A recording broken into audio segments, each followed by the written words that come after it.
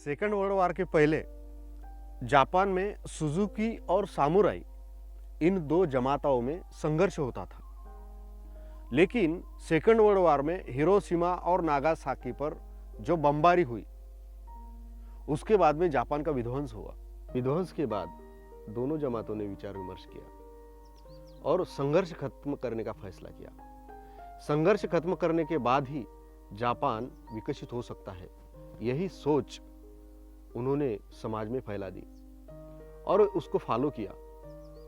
और सुजुकी और समुराई इन दो समाज का संघर्ष खत्म होने के बाद उन्होंने राष्ट्र विकास के लिए काम किया और कुछ चंद दिनों के बाद, चंद सालों के बाद ही विकसित राष्ट्रों की लिस्ट में अग्रस्थान में जापान का नाम आ गया। हमारे भारत देश में खुद का वर्चस्व प्रस्थापित करने के लिए विदेशी आर्यों ने मूल समाज में, मूल निवासी समाज में, मूल रहने वाले लोगों में जाति व्यवस्था का निर्माण किया और जाति व्यवस्था से ये लोग गुलाम हो गए। और ये मूल निवासी लोगों को जाति व्यवस्था के चंगुल से बचाने के लिए, जाति को खत्म करने के लिए मूल निवासी बहुजन समाज के संतों ने और महापुरुषों ने कड़ा संघर्ष किया। समता के समर्थन में संघर्ष करने वाले लोगों को विदेशी आर्यों ने अछूत घोषित किया और यही अछूत मूल निवासी लोगों ने जब जब उन्हें अवसर मिला तब तब समता प्रस्तावित करने के लिए उन्होंने संघर्ष किया। जाति व्यवस्था में बिखरे हुए मूल निवासी बहुजन समाज को एकत्रित करके राष्ट्र निर्माण का सपना शिवाजी महाराज ने देखा। तो चलो अब हम शिवाजी महाराज के इतिहास के बारे में कुछ जानकारी लेते हैं।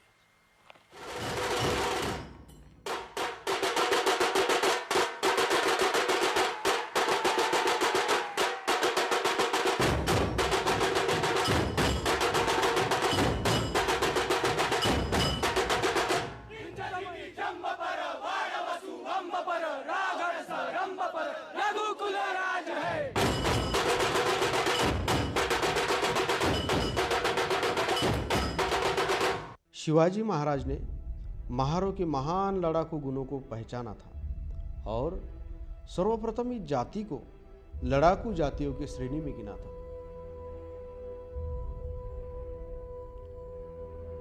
शिवाजी महाराज की सत्ता 1647 में स्थापित हुई थी और उन्होंने युद्ध कला में छापामार युद्ध कला को विकसित किया था तथा एक शक्तिशाली राजा के रूप में खुद को प्रस्तुत किया था। शिवाजी महाराज के किले उनकी शक्ति और सामर्थ्य को दर्शाते थे। अब हम आए हैं रायगढ़। शिवाजी महाराज के खुफिया सेवाओं की पहुंच सभी स्तरों पर थी और इसीलिए छोटी छोटी बातों के बारे में शिवाजी महाराज महारों से जानकारी पाते थे। भाग्य के सहारे कुछ भी नहीं छोड़ा था, इसीलिए तो अनुशासन में चुस्ती थी। चतुर मराठा प्रमुख इस बात के अनुभवी थे जिसे वे अपनी गढ़ सेनाओं में अधिक जातियों के सैनिकों को मिश्रित करके अधिकतम अच्छे नतीजे प्राप्त किए थे। शिवाजी महाराज की सेना में मराठा, रामोशी, महार मांग थे। शिवाजी महाराज ने नियमित स्थायी सेना तैयार की थी जो सदैव ड्यूटी हेतु तत्पर रहती थी तथा जिन्हें पूरे वर्ष भर की सेवा के लिए क्वार्टर और वेतन दिया जाता था। महारों ने इन्फेंट्री का कठोर जीवन को अपनाया था। वास्तव में महाराष्ट्र के कुछ गांवों में महारों ने पाटिल की पदवी का भी सम्मान पाया था। ग्रामों में पाटिलों का बड़ा सम्मान था। एक उदाहरण नागनाथ महार का ऐसा मिला जो सातारा क्षेत्र में एक बार पाटिल था लेकिन उसके अधिकार छीन लिए गए। नागनाथ महार ने अपने खोए हुए स्थान को पुनः प्राप्त करने के लिए पक्का इरादा किया था। नागनाथ महार ने कड़ाई की और इसे पुनः प्राप्त कर लिया। राजा बहुत प्रसन्न हुए और बदले में नागनाथ को पाटिल की पदवी, स्थान एवं अधिकारों से पुरस्कृत किया।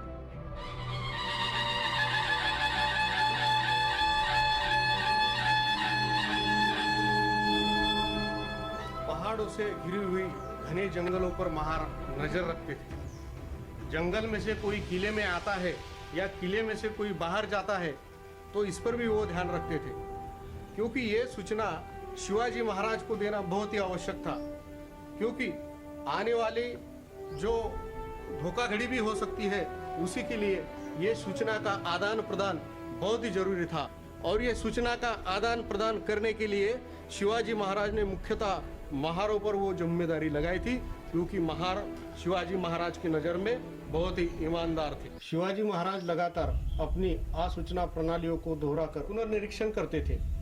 वो पुनर्निरीक्षण केवल अपने दुश्मनों के बारे में जानकारी इतना ही नहीं था, वो इसीलिए था कि शिवाजी महाराज के सैन्य में कोई गद्दार है या कोई सच्चा मित्र है, ये जानकारी भी शिवाजी महाराज को पुनर्निरीक्षण से मिलती थी। शिवाजी महाराज के आसूचनादायक बहिर्जी नाइक थे। इतिहासकार ग्रैंड डप ऐसा मानते हैं कि शिवाजी महाराज के खुफिया विभाग के प्रमुख बहिर्जी नाइक यह मांग रामोसी जाति के थे। बहिर्जी नाइक के नेतृत्व में महार भी शिवाजी महाराज को सूचना का आदान और प्रदान का काम करते थे। इसकी वजह से शिवाजी महाराज को अनेक जगह पर विजय श्री प्राप्त हुई। छत्रपति शिवाजी महाराज के सुपुत्र छत्रपति राजाराम महाराज के राज्यकाल में निर्भीक महार का नाम था वीर सिद्धनाथ, जिसने अपनी निजी सेना खड़ी की थी। सिद्धनाथ ने राजाराम महाराज की सहायता की थी। महाराज ने भी सिद्धनाथ को कळंबी गांव देकर सम्मानित किया था। महारों ने शिवाजी महाराज के अधीन रहकर तथा बाद में कान्होजी आंग्रे के नेतृत्व में समुद्र में रफत प्राप्त कर ली थी। ये राजमाता राष्ट्रमाता माँ साहेब जिजाऊ का राजवाड़ा है और इसी राजवाड़े को बिल्कुल ही लगकर वो उस जमाने के महारों की बस्ती है। दादा, राजमाता जिजाऊ का राजवाड़ा और उस जमाने से महारों की बस्ती है, ये नज़दीक है, तो इसका क्या इतिहास है? जब शिवाजी राजे ने किले रायगढ़ पे अपनी स्वराज्य की राजधानी बसाई और वहाँ उन्होंने खुद का राज्याभिषेक करवाया और पूरे महाराष्ट्र में इस रायगढ़ के राजधानी से कारोबार चलता था। छत्रपति शिवाजी राजे की माँ राजमाता जिजाऊ माँ साहब जो उनके साथ किले पे रह रही थी, मगर रायगढ़ किला जो है वो बहुत ऊंचाई पे है और वहाँ का धूप, बरसात और ठंड हवा से उनकी तबीयत खराब होती थी बार बार।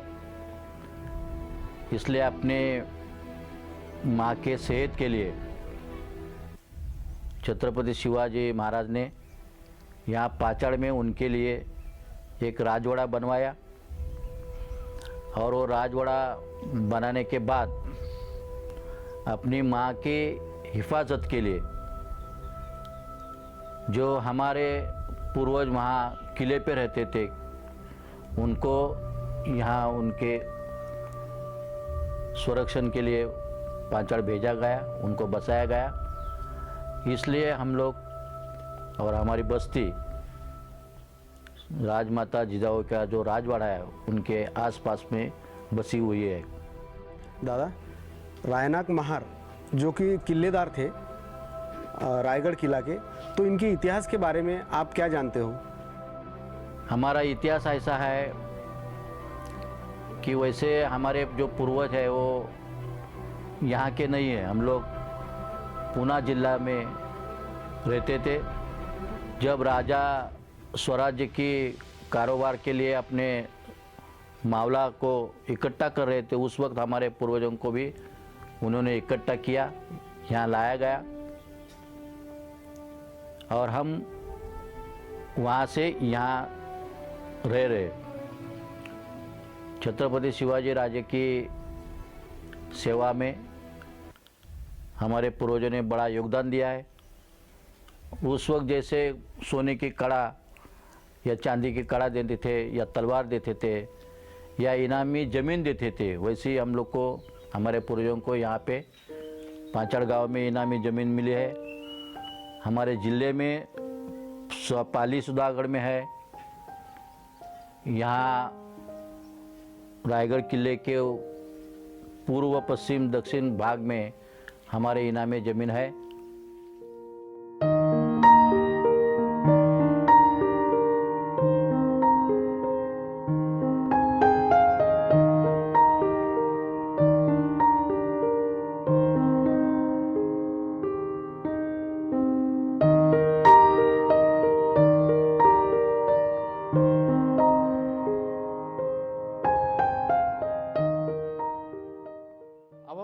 राजा में है, जो गांव जिला बुल्ढाना में है।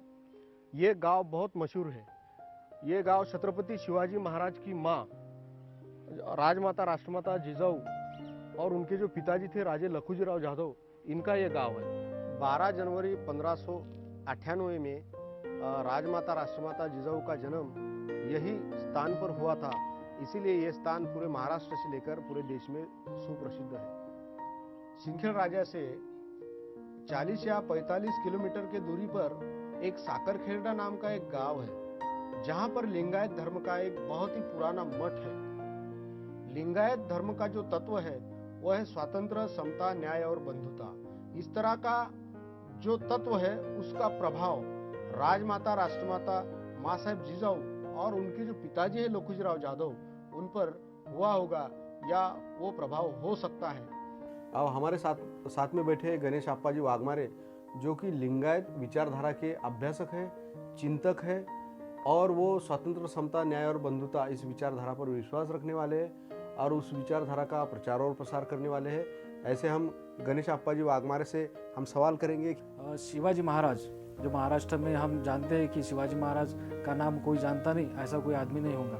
हर एक छोटे बच्चे से तो बूढ़े आदमी तक शिवाजी महाराज का नाम जाना जाता है। तो हम इतिहास जब जानते हैं, पठन करते हैं, तो हमें यह पता चलता है कि शिवाजी महाराज के विचारों पर भी जो काम किया है उन्होंने, उनके कामगिरी पर भी ये लिंगायत विचार का प्रभाव हमें दिखता है। जिजामाता का जो जन्म स्थान है सिंदखेड़ राजा, तो उसके पास में एक साकरखेड़ा नाम का गांव है, उसके माध्यम से लिंगायत विचारधारा का प्रभाव जिजामाता पे हुआ होगा। उसके आधार से हम ये भी कर सकते हैं। और दूसरा एक उदाहरण हम ये भी दे सकते हैं कि राजा शिव छत्रपति नाम का एक किताब है, और किताब में से रेफरेंस अब जब पठन करेंगे, हम जब पढ़ेंगे तो उसमें अब ये दिया हुआ है कि शिवाप्पा जंगम ये नाम का एक आदमी है।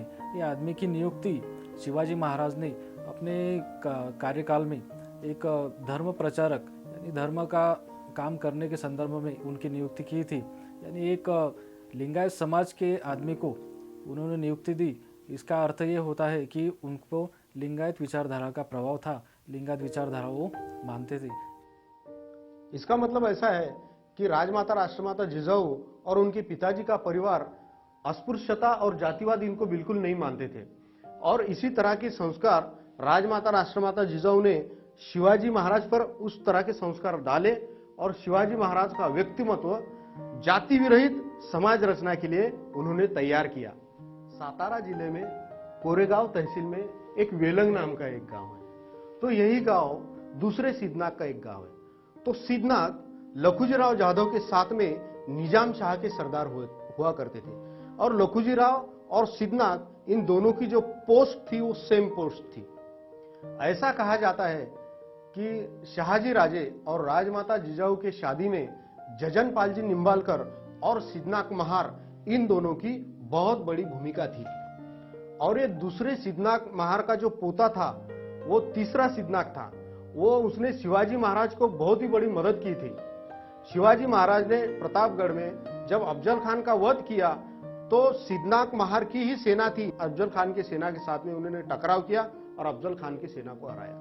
1656 में जावली के चंद्रराव मौर्य और शिवाजी महाराज की सेना में युद्ध हुआ था। तो शिवाजी महाराज के तरफ से तीसरे सिद्धनाथ महार ने लड़ाई लड़ी थी और चंद्रराव मौर्य को उन्होंने परास्त किया था। तीसरे सिद्धनाथ महार को कृष्णनाथ नाम का एक लड़का था, वो भी शिवाजी महाराज के तरफ से लड़ता था। वाई में मराठा और मुगलों के खिलाफ शिवाजी महाराज की तरफ से उसने जंग लड़ी और वहां पर वो शहीद हो गए। अब हम बुल्ढाना में बैठे हैं, हम राजेश दादा हिलगे के साथ में हम कुछ बातचीत करने वाले हैं। बुल्ढाना में एक प्रसिद्ध व्यवसायिक है राजेश दादा हिलगे, जो कि शिवप्रेमी इस नाम से वो बुल्ढाना में जाने जाते हैं। हम राजेश दादा से एक सवाल पूछना चाहते हैं, यह शिवाजी महाराज का जो राज्याभिषेक का जो झंडा था, तो वो उसका इतिहास हम लोगों को आप बताओ। शिवकाल व पेशव्यातील महाराजचा लष्करी इतिहास डॉक्टर अनिल कठारे इनके इस किताब में पेज नंबर 44 पे लिखा है कि महादनाक वदल राजनाक महारांकडे सातारा किल्ल्याचे मेठे नायकी होती। याच महाराने छत्रपती शिवाजी महाराजांच्या स्वराज्याचे भगवे निशाण बनविले। भगवा रंगाचे रसायन तयार करून भगवा ध्वज तयार केला. पुढे सन 1728 मध्ये याच महाराने मेटेकरांस सातारा सदाशिव पेठेचे ढालेपणाचे वतन देण्यात आले. और इसी तरह महाराज स्वराज्य में छत्रपति शिवाजी महाराज के राज्य में महारों के लिए बहुत बड़ा सम्मान था. उनके किले पे जो किलेदार रहता था वो किलेदार महार समाज का ही होता था, जिसके अधिकार में पूरे किले की जवाबदारी रहती थी. और आज का जैसा कलेक्टर के अधिकार में जो होता है उसी तरह महारों की तरफ जो किले की जवाबदारी महाराजा ने बहुत विश्वास के साथ रखा था. मैं राजेंद्र गायकवाड़, मैं वोडू का हूँ, इस गांव का हूँ. और ये हम सब संभाजी महाराज की समाधि पे हम सब खड़े हैं. तो संभाजी महाराज की जो हत्या हुई 11 मार्च 1619 में, तो वो तुड़ापुर में हुआ था. और उसका जो शव है वो बिखरे करके वोडू गांव में डाला था. और हमारे पूर्वज जो कि महार समाज की महिला वो इकट्ठा आई और उन्होंने वो शव इकट्ठा किया और यहाँ उसको छिलाया गया और इसमें चावड़ी में रखा. तो यहाँ के दामाजी पाटिल है, उसने बोला कि औरंगजेब की दौंडी इतनी जहाल थी कि अगर किसी ने वो शव को हाथ लगाया तो उसका भी शिरच्छेद हम करेंगे. इसलिए सब लोग भयभीत हुए थे, किसी ने कोई शव को हाथ नहीं लगाया. लेकिन हमारे जो पूर्वज महार महिला थी उसने वो आगे आई, उसके बाद पुरुष भी आ गए, उन्होंने वो शव इकट्ठा किया, उसको छिलाया और चावड़ी में रखा. तो एक दिन पूरा वो शव चावड़ी में रहा. फिर हमारे जो पूर्वज गोविंद गोपाल महार थे उन्होंने ये महारवाड़े की ज़मीन है, वो महारवाड़े की ज़मीन में उसको यह दफनाया. और ये संभाजी महाराज की समाधि ये महारवाड़े में है. मुझे गर्व है कि मैं गोविंद गोपाल महाराज का वंशज हूँ. हम अभी सिंहगढ़ पर हैं और ये पानी की टंकी है. शिवाजी महाराज के ज़माने से इसे महार टंकी के नाम से जाना जाता है. इस पानी का उपयोग पीने के लिए और नहाने के लिए किया जाता था. इस पानी का स्पर्श हमारे शरीर को होता था. एक अस्पृश्य जाति का नाम शिवाजी महाराज ने इस पानी के टंकी को दिया था. छूत अछूत की भावना को मानना एक मूर्खता है, ऐसे शिवाजी महाराज मानते थे. इसका मतलब यह है कि जाति को शिवाजी महाराज नहीं मानते थे. शिवकाल के पश्चात शिवाजी महाराज की समाधि दुर्लक्षित हो गई, लेकिन उसे खोजने का काम राष्ट्रपिता ज्योतिराव फुले साहब और गोपाल बाबा वलंकर इन्होंने किया.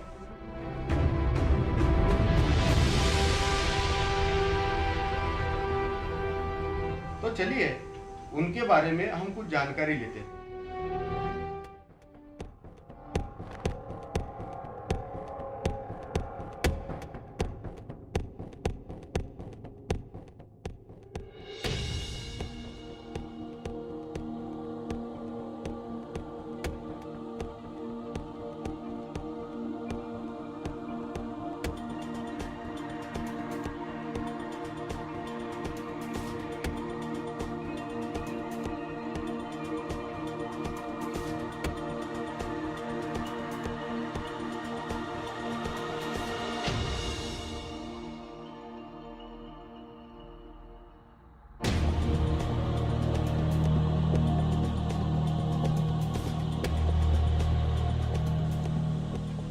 राष्ट्रपिता ज्योतिराव फुले साहब ने छत्रपति शिवाजी महाराज के इतिहास का अध्ययन किया और महाराज के समतावादी विचारों से फुले साहब प्रभावित हुए. दुनिया में सबसे पहले शिव जयंती का नियोजन किया और 10 दिनों तक शिव जयंती मनाई और शिवाजी महाराज का समतावादी व्यवस्था प्रस्तावित करने का सपना पूरा करने की कसम खाई. सत्यशोधक समाज नाम का संगठन निर्माण किया और शिवाजी महाराज के समतावादी विचारों का संगठित रूप से प्रचार प्रसार करके बहुजनों को शक्ति के रूप में संगठित किया.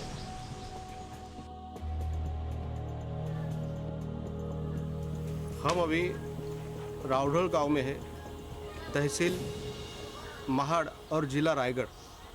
हम गोपाल बाबा वलंकर जी के समाधि के सामने ही खड़े हैं. गोपाल बाबा महात्मा फुले साहब के सहकारी थे, सत्यशोधक समाज के ज्येष्ठ कार्यकर्ता थे गोपाल बाबा ने सत्यशोधक समाज को देश में विकसित करने के लिए राष्ट्रीय स्तर पर काम किया था। और फुले साहब जब शिवाजी महाराज की समाधि को ढूंढने के लिए रायगढ़ पर जब गए, तब गोपाल बाबा वलंकर राष्ट्रपिता फुले साहब के साथ में ही थे और वो समाधि ढूंढने के लिए फुले साहब को गोपाल बाबा जी ने मदद किया था। गोपाल बाबा उनके पूर्व जीवन में ब्रिटिश आर्मी में भी थे, वो आर्मी में भी अपनी सेवा दे चुके थे। भारत के कुछ असामाजिक तत्वों के दबाव में आकर अंग्रेज़ों ने महार कम्युनिटी एवं शेड्यूल कास्ट के सभी लोगों की भर्ती आर्मी में भर्ती करना बंद कर दी। तो इसके विरोध में गोपाल बाबा वलंकर जी ने राष्ट्रीय स्तर पर बहुत बड़ा आंदोलन किया और अंग्रेज़ों पर दबाव डालने का काम गोपाल बाबा जी वलंकर ने किया। हमने ऐसा सुना है कि शिवाजी महाराज के समय में शिवाजी महाराज का जो गुप्त विभाग था, तो उस गुप्त विभाग में जो काम करने वाले जो लोग थे वो यहाँ ये गांव के महार कम्युनिटी के लोग थे, ऐसा हमने सुना है। इस गांव में जो गोसावी लोग रहते थे, हमारे बुजुर्ग, वो पूरे के पूरे महार समाज के थे। और वो लोग को शिवाजी के पास ये जो गुप्तहेर का काम था वो उनके ऊपर सुपाया था और वो गांव-गांव में जाके अपना भेष में जो भी मालूमात मिले वो आके सब शिवाजी को बताते थे। ऐसे हमारे बुजुर्ग जो होके गए 16वें शतक से एक दूसरे को बताते गए। जब हमको भी हमारे बुजुर्ग ने बताया, जब हमको मालूम उसका जो लेखी डॉक्यूमेंट्स है वो किधर लिखा हुआ ऐसा दिखता नहीं। तो उस टाइम इतना पढ़ाई लिखाई नहीं था, सब लोग अडानी थे, इसका ये नहीं था, पढ़ाई का आपने को अधिकार ही नहीं था, बोलो ना, ऐसा ही था जब भी। इसका मतलब ऐसा है कि शिवाजी महाराज उस समय में महार जाति के लोगों पर इंटेलिजेंस ब्यूरो की जवाबदारी अगर देते हैं, खुफिया विभाग की जवाबदारी अगर देते हैं, तो इसका मतलब यह है कि शिवाजी महाराज वो ज़माने के महारों पर बहुत विश्वास रखते थे और महारों ने कभी शिवाजी महाराज का विश्वासघात किया नहीं होगा। इसी की वजह से शिवाजी महाराज ये अत्यंत महत्वपूर्ण जो काम है महारों को उसकी जिम्मेदारी देते हुए। सही बात है, ये बिल्कुल सही बात है। इतने ही नहीं कि जो उनके किले थे ना, उसके रखवालदार जो रायनाक थे रायगढ़ में, वो रायनाक भी उसका जो पूरा किले का किलेदार था वो भी महार समाज का था। इतना महार समाज के ऊपर भरोसा शिवाजी का उस टाइम था। हमने किताब में भी पढ़ा है ऐसा कि महार समाज का योगदान शिवाजी के राज में बहुत बड़ा था, ये हमने भी पढ़ा है। इसी की वजह से शिवाजी महाराज इन्होंने भी महारों के साथ में बहुत अच्छा व्यवहार किया। हाँ, शिवाजी महाराज का सबके साथ सब धर्म समभाव, सभी धर्म का समभाव से सबको ले लेता। जो जात पाति का उनके टाइम में कोई ये नहीं था, वो था पहला पेशवाई के टाइम में था, लेकिन शिवाजी के टाइम में नहीं था। ये जात पात का शिवाजी के इसमें बिल्कुल ना, शिवाजी ने सबके लिए पूरा खुला कर दिया था। तो इसी की वजह से हम ऐसा कह सकते हैं कि शिवाजी महाराज ने समतामूलक व्यवस्था को निर्माण करने का काम किया। इसीलिए ज्योतिराव फुले साहब ने शिवाजी महाराज को अपना राजनीतिक गुरु के तौर पर उनको एक्सेप्ट कर लिया। ऐसा बिल्कुल सही है, ये बिल्कुल सही है। राष्ट्रपिता ज्योतिराव फुले साहब ने छत्रपति शिवाजी महाराज को अपना राजनीतिक गुरु माना और बाबा साहब डॉक्टर अंबेडकर जी ने राष्ट्रपिता ज्योतिराव फुले साहब को अपना सामाजिक गुरु माना। अब हम डॉक्टर बाबा साहब अंबेडकर जी के गांव में, आमदवे गांव में रहेंगे। बाबा साहब अंबेडकर जी की ये घोड़े पर सवार होकर ये तस्वीर, ये तो मैंने पहली बार देखा है इसको। तो इस तस्वीर का क्या इतिहास है? ये तस्वीर का इतिहास ऐसा है, एक समय में जैसे कि बड़ौदा का महाराजा सयाजीराव गायकवाड़ थे और कोल्हापुर का महाराजा शाहू छत्रपति थे, उसी के माफत निपानी बेलगांव के तरफ में, निपानी के तरफ में एक संस्थानिक मराठा राजा था, उनका नाम था देसाई सरकार। जमात वालों ने वहाँ पर मीटिंग लिया था, सभा लिया था निपानी में, बाबा साहब को बुलाया। तो जहाँ पर मीटिंग था, सभा था, वहाँ पर 1-2 किलोमीटर चल के जाना था और इन्होंने के पास और कोई रास्ता नहीं था, जब पाँव से पैदल चल के ही जाना पड़ता था। तभी वो देसाई सरकार ने जमात वालों को पूछा, अरे आप लोग जो बाबा साहब को ले जा रहे हो सभा में, मीटिंग में, तो पैदल चल के जाओगे ना, और कोई रास्ता नहीं है हमारे पास, तो मेरा घोड़ा देता हूँ मैं, उस पर बैठा कर बाबा साहब को वहाँ पर ले जाना। तो वो लोग जो सावंत जो देसाई सरकार ने जो घोड़ा था वो दे दिया, वो वहाँ जो सभा हो गई फिर लौटा के उनको दे दिया। ऐसा वो एक जमाना समय था।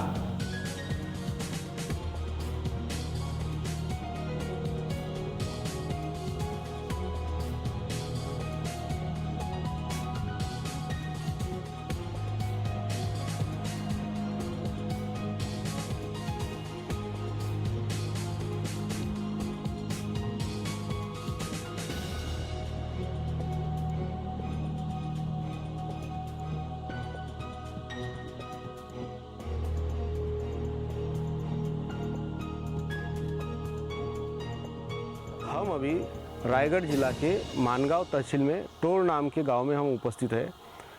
वहाँ पर बाबा साहब डॉक्टर अंबेडकर जी की जो बॉडीगार्ड थे, उनकी जो समाधि है वो समाधि के सामने ही हम खड़े हैं।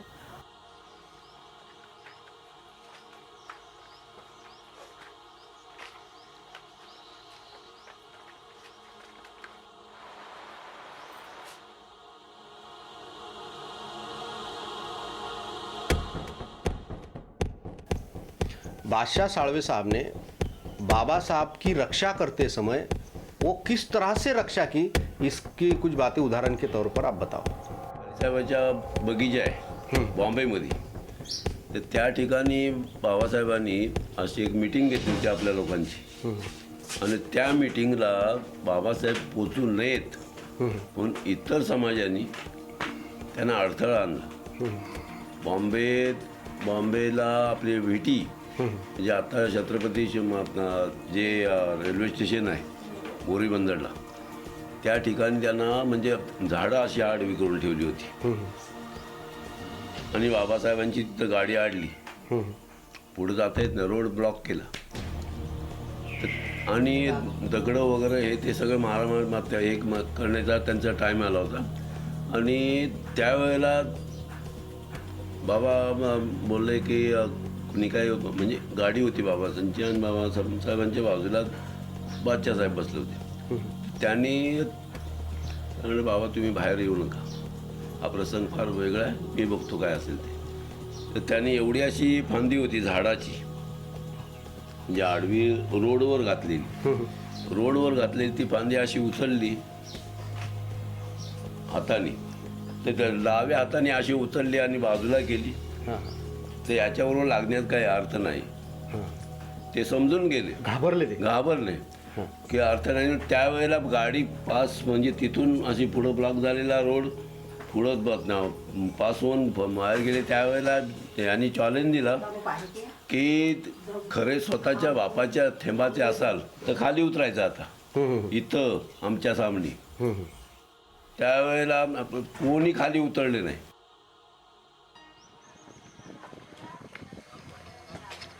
हम वीर गांव में हैं और ये गंगाधर सावरकर साहब का ये बंगला है, और ये बड़ा ही क्रांतिकारी है। बाबा साहब डॉक्टर अंबेडकर जी ने जो महाड़ तालाब का जो आंदोलन किया, उसका जो प्लानिंग है वो इसी जगह पर बैठकर बाबा साहब अंबेडकर साहब और उनके जो साथी थे उन्होंने यहीं पर बैठकर वो सब प्लानिंग किया।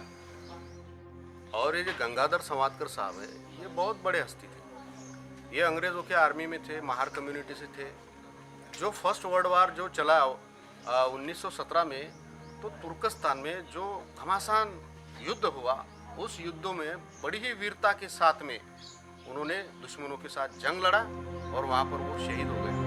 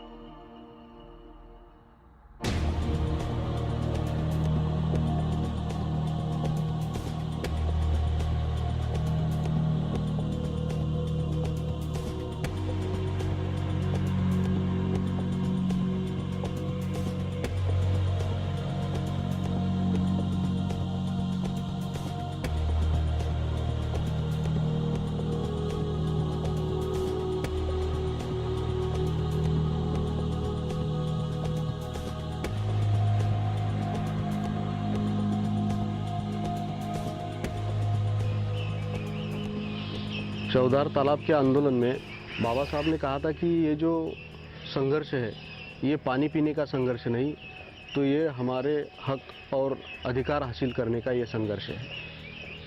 चौधार तालाब का आंदोलन चलाने के लिए उस ज़माने में शेड्यूल कास्ट से जो लोग आर्मी से रिटायर हुए थे उन लोगों ने बाबा साहब को बड़े पैमाने पर इस चौधार तालाब के संघर्ष में मदद किया था।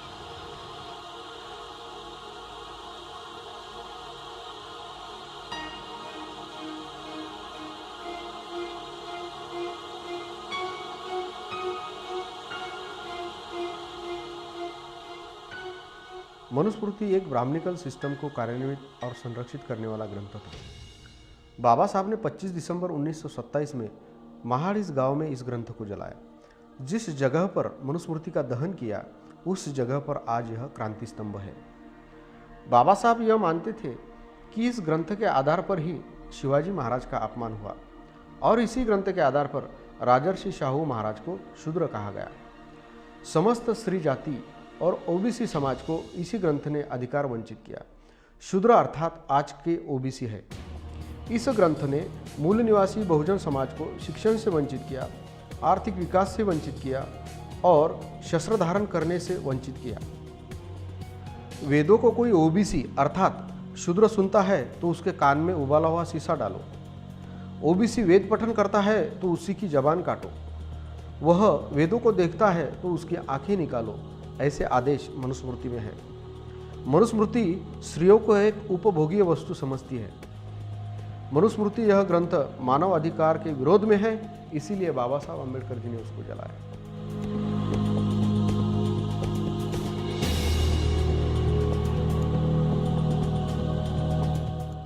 आता आम्ही आहोत पुणे येथील डॉक्टर बाबासाहेब आंबेडकर म्युझियममध्ये।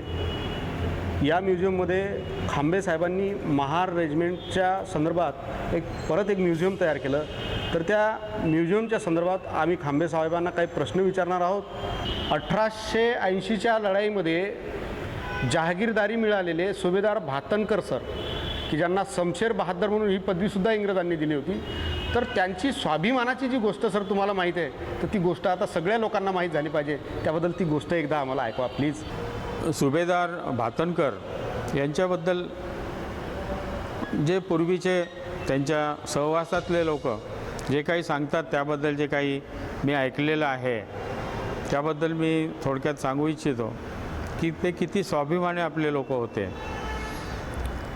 सुभेदार भातनकर हे रस्त्याने जात असताना रुबाबदार आईटबाज त्यांचे युनिफॉर्म असायचे आणि त्याला लावलेले ते पदक मेडल्स आपण त्याला म्हणतो, त्यांना तलवार बहादर हा किताब पण मिळालेला होता। ती तलवार त्यांची नेहमी समोर बांधलेली असायची आणि त्यांचे ते आईटबाज चालणं बोलणं हे बाळासाहेब ठाकरेंचे जे वडील होते प्रबोधनकार ठाकरे त्यांचं जे चरित्र आहे त्या पहिल्या खंडामध्ये आपल्याला ही त्यांची माहिती वाचायला मिळते आणि याच्यामध्ये ते भातनकर साहेब त्यांना जी जहागिरी मिळायची ते तहसील कार्यालयामध्ये जाऊन त्यांना ती आणावी लागायची। बग्गीमध्ये बसून जायचे रुबाबात, त्या ठिकाणी त्यांना मान सन्मान मिळायचा, बसायला खुर्ची मिळायची आणि चंदनचा जो बटवा असतो त्या बटव्यामध्ये मखमलचा बटवा असतो, त्याच्यामध्ये त्यांना ते 600 चांदीचे कॉईन हे मिळायचे त्यांना। एकदा असं झालं की तहसीलदार हे ब्राह्मण समाजाचे त्या ठिकाणी आले आणि त्यांना कारण त्यावेळेस अस्पृश्यता फार होती त्यामुळे त्यांना ते बटवा लांबूनच फेकून दिला। तो बटवा सुभेदार साहेबांनी तसाच उचलला आणि त्यांना फेकून मारला आणि कलेक्टरच्या ऑफिसमध्ये गेले आणि कलेक्टरला सांगितलं की मला जे काही मानपान युद्धामध्ये मी कामगिरी केलेली जे काही पदक मिळाले आहे, जे काही मला तलवार मिळालेली ही मी तुम्हाला परत करतो, कारण याला जर मानपान नसेल तर मी ते घालून काही उपयोग नाही आहे। आणि ते कलेक्टरकडे त्यांचे युनिफॉर्म देऊन सरळ घरी निघून गेले ते। त्यानंतर कलेक्टरनी संबंधित तहसीलदाराला निलंबित केलं आणि ते तहसीलदार आणि त्यांची बायको कलेक्टरकडे माफी मागायला गेले, परंतु कलेक्टर त्यांना असं म्हणाले की तुम्ही सुभेदार साहेबांकडे जा, त्यांची माफी मागा, त्यांनी जर माफ केलं तर मी तुम्हाला परत कामावर घेईन म्हणून।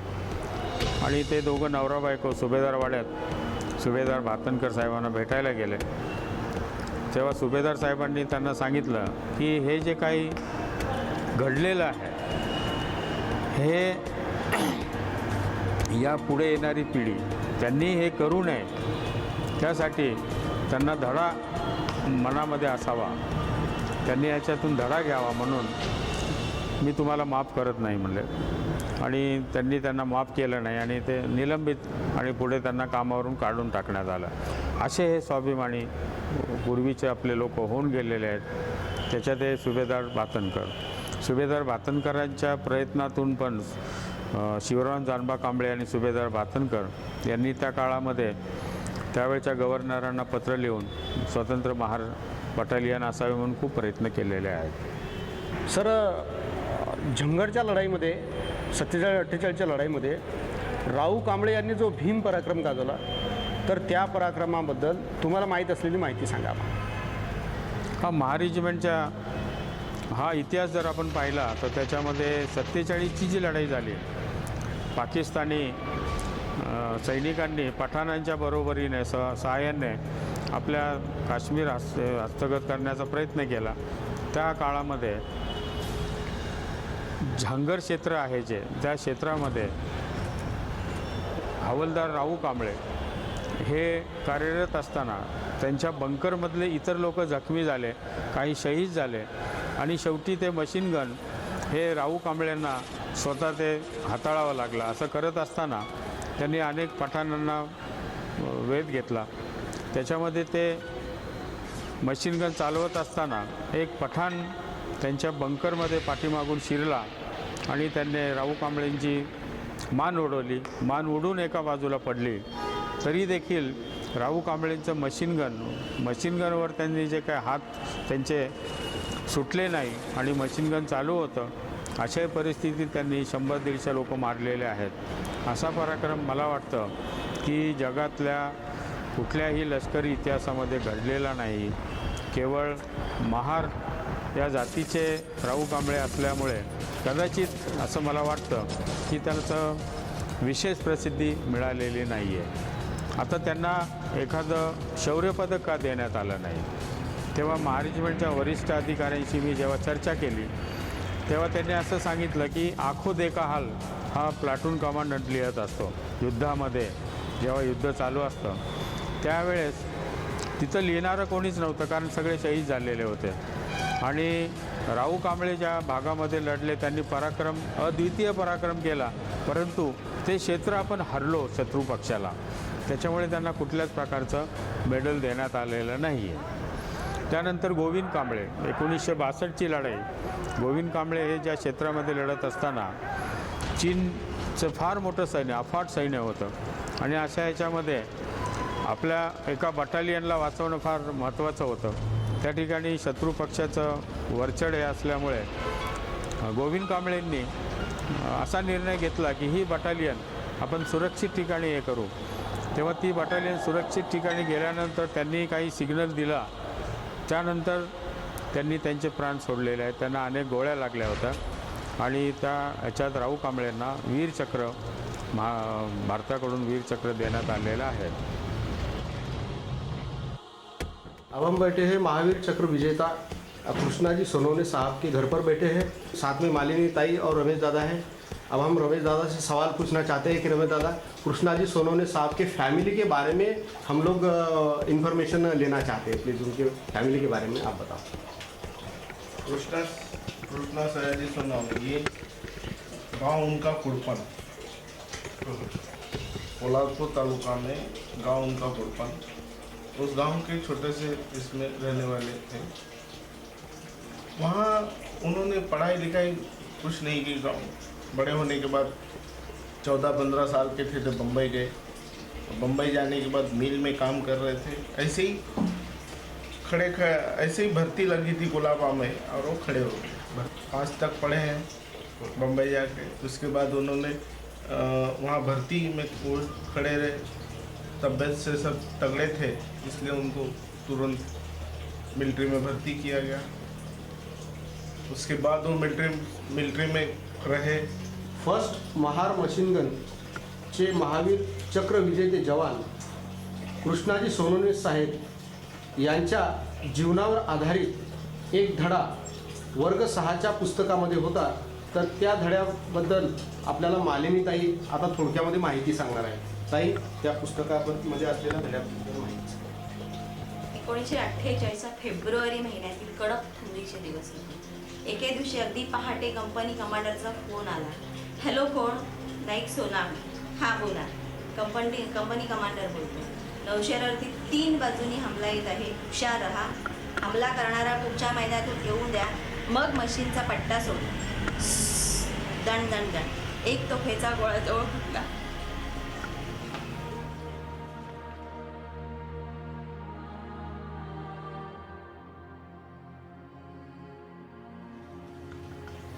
कृष्णाने सगळ्यांना सावध केलं. अंधारात नंबर 1 गन व नंबर 2 यांनी आपली मशीन तपासण्यास सांगितली.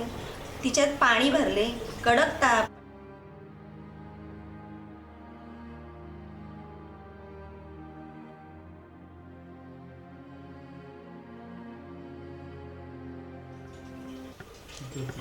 पाणी भरले. काडतुसाच्या पट्ट्याने सरकावून घेतल्या. हात बॉम्ब जवळ घेऊन संपूर्ण शत्रूची वाट पाहत बसले. हा म्हणता आक्रमक टोळ्यांनी गोळीबार सुरू झाला. मॉडर्न मशीनने ब्रेगन असा तिहेरी मारा केला. तो थांबतच शत्रूच्या जवाने हल्ला चढवला. नाईक कृष्णाने मोठ्या उत्साहाने हुकूम दिला, नंबर 1 आगे दुश्मन ट्रेनिंग राईट फायर. कृष्णाजी मशीन गन मिनिटाला 1000 गोळ्या उकू लागले. 2 मिनिटातच शत्रूंनी पहिली टोळी गदार झाली. समोरून चढवलेला हल्ला फसलेला पाहताच शत्रूंनी मॉडर्न मशीन गन व ब्रिगेड यांना वर्षाव पुन्हा सुरू केला. लगेचच दुसऱ्या 2 टोळ्या 2 बाजूनी पाठवण्यात आला. कृष्णाने आपल्या गगरांना हुकूम दिला आणि हे हल्ले परतवले. शत्रू चिडला, चौताळला. त्याने पुन्हा मोठ्या जमावाने हल्ले चढवले. कृष्णा प्रतिकार करीत होता, पण त्याच्या वेळी दुर्दैव आडवे आले. गगन नंबर 1च्या मानेत गोळी गेली. त्याच्या गनरवरील हात सैल पडला. कृष्णा सरपटत पुढे गेले. त्याने एका हाताने गोळी चालू ठेवली, दुसऱ्या हाताने जखमी गनरला मागे ओढून घेतले. आता प्रतिकार चालूच ठेवला व मशीनगन चालवण्याची अशी दुहेरी जबाबदारी कृष्णावर पडली. हल्ल्याचा जोर वाढतच होता. बाहेरून कुमक येण्याची शक्यता नव्हती, कारण शत्रूचे इतर चौक्यांवरही हल्ले चढवले होते. कृष्णाने आपल्या 8 जवानांच्या मदतीने 1 तासाहून अधिक काळ शत्रूचा धूळ चारली होती. त्याने 4 सवंगडी जखमी झाले होते, तरी त्यांनी धीर देऊन आपल्या जवळच्या शस्त्रांनी त्याने प्रतिकार चालूच ठेवला. शत्रूंचा जोर अधिक झाला. कृष्णा हसत आपल्या सोबत्याला म्हणाला, अरे हातात गन असल्यावरती कुणाचं भ्या? हाय, आपल्याला येऊ दे आणखी पठाण. बिलकुल घाबरू नका. बॉम्बच्या पट्ट्या जवळ सरका. लाईन जवळ आल्या तर काढा पिन आणि द्या फेकून. इतरांच्या इतक्या दुर्दैवाने दाव साधला. शत्रूच्या गोळीबारात एका झटक्यात कृष्णाच्या उजव्या हाताचे चाळण झाले.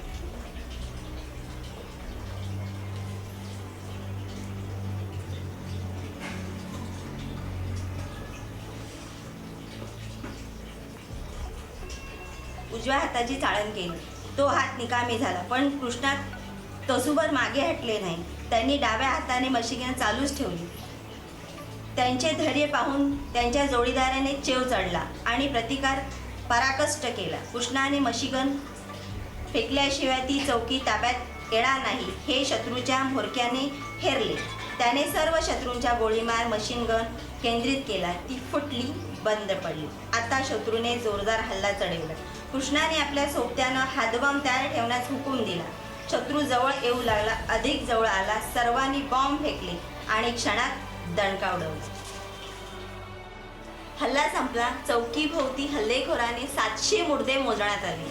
नाईक कृष्णा सोनावणे यांचा जन्म गरीब हरिजन कुळात झाला, परंतु त्यांच्या अभिमानाने म्हणता येईल, जन्म माणसाच्या हाती असत नाही, पण पराक्रम निसंशय अशा हाताने असतो. नाईक कृष्णा सोनावणे यांचे ज्येष्ठ, धारिष्ठ, अतुल पराक्रम व थोर कर्तव्यनिष्ठ या गुणाबद्दल भारत सरकारने महावीर चक्र हे बहुमानाने पदक अर्पण केले आहे. आणि दुसरी गोष्ट म्हणजे सरकार, मी तेव्हा आमच्या आजोबांना, यांचे आजोबा, की तुला काय पाहिजे बाबा तू सांग, तुमच्या तेव्हा महावीर चक्र म्हणजे माहितीच नाही ना लोकांना. कलेक्टरनी बोलावलं होतं की तुम्हाला काय पाहिजे. त्यावेळेला वयस्कर लोक कशी, माझा मुलगा आला बस झालं, मला तुमचं काही नको, मला काय नको सरकारकडून, मला फक्त माझा मुलगा द्या, मला माझा मुलगा आमच्या घरी पाठवा.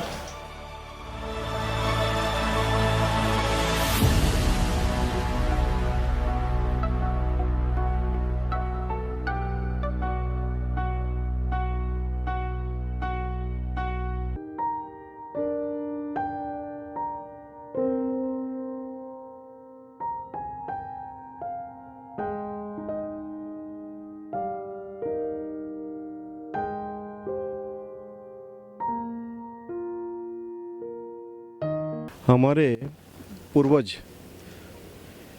योद्धा किस प्रकार के थे, इसके बारे में अब सभी को जानकारी मिल रही है और यह जानकारी दिन ब दिन अधिक से अधिक लोगों तक पहुंच रही है.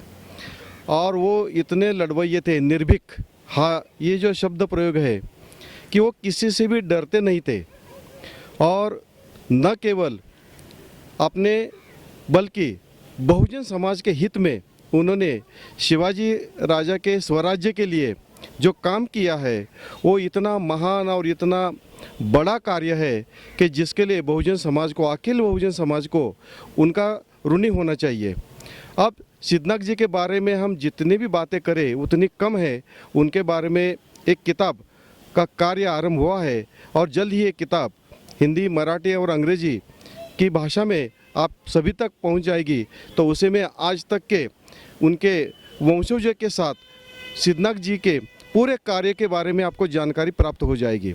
अब सिद्धनाथ जी के बारे में जो जानकारी देनी है तो वह कलम्बी गांव जो है 1739 में यह गांव 850 एकड़ ज़मीन के साथ उन्हें इनाम मिला हुआ, तब से वो इनामदार बन गए.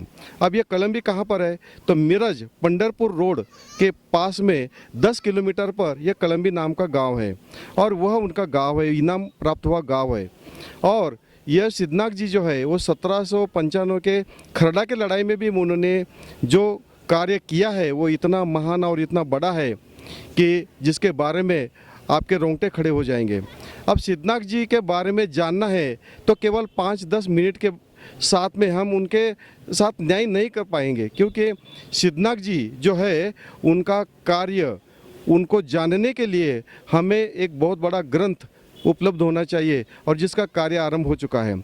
अब सिद्धनाथ जी इन्होंने क्या किया है तो उस समय आज से 200 साल पहले, अब यह विजय स्तंभ को अब 1818 के बाद में अब 2018 में 200 साल हो जाएंगे.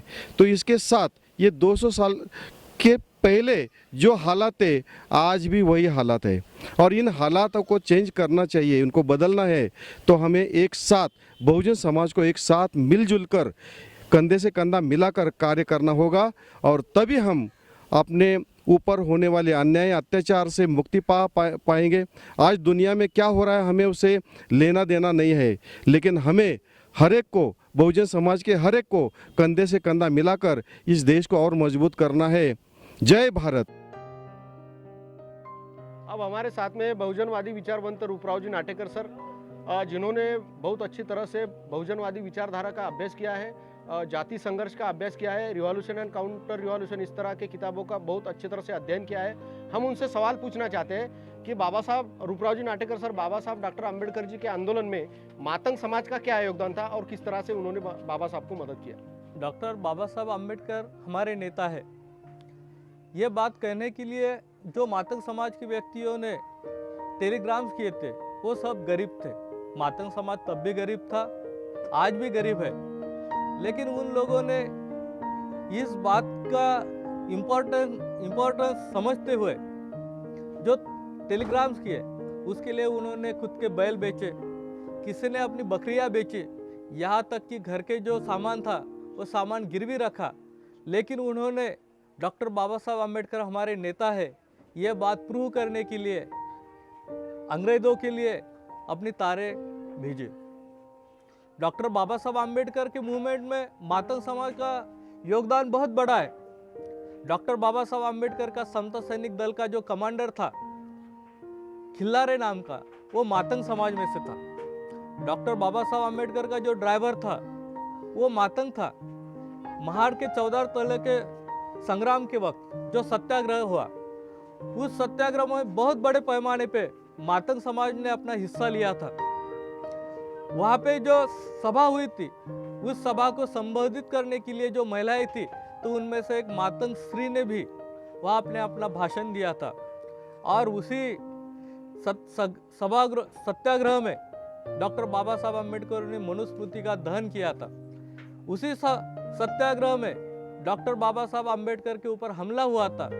उस वक्त में बाबा साहब का जो संरक्षण करने का काम भी मातंग समाज के लोगों ने किया था।